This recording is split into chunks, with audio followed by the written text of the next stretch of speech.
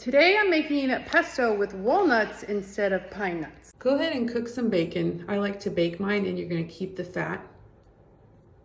Those of you with OCD, I know this piece right here, that random piece is really bothering you. So I'm just gonna remove that.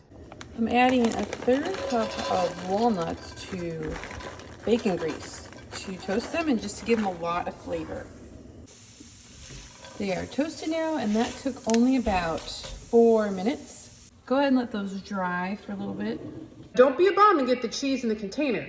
Get the real stuff, and then you can use the cheese rind when you're making your tomato sauce. So go ahead and grate a 1/2 cup of your parm radish. Okay, I got all my stuff. You're gonna use your food processor and the S-blade. These are the walnuts that we toasted earlier in that bacon fat. That Parmesan Reggiano that I know you grated. You can use 2 to 3 garlic cloves depending on the size. These are a little bit smaller, so I'm using 3. Fresh basil, that's about 3/4 of a cup loose basil. And I like to throw a little bit of spinach in as well. Maybe like a 1/2 cup of that. Salt and pepper. You're going to process this up, and then we're gonna add some olive oil. Pulse it a little. Now you're gonna turn it on and add that olive oil. I'm going with like a 1/2 cup at first, and then I'm gonna taste it. Texture looks right. I'm gonna taste it. Wow, it's really good. Actually, it's perfect.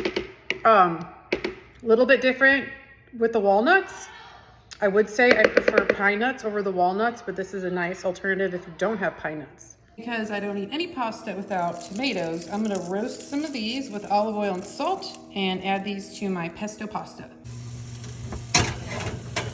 Here we go. Blistering and beautiful.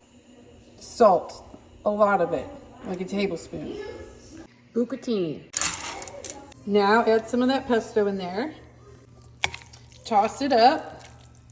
I forgot to mention, pasta always tastes better when I'm wearing this shirt, okay? All right, so here it is. Now we're gonna make it look pretty. I already tossed it up.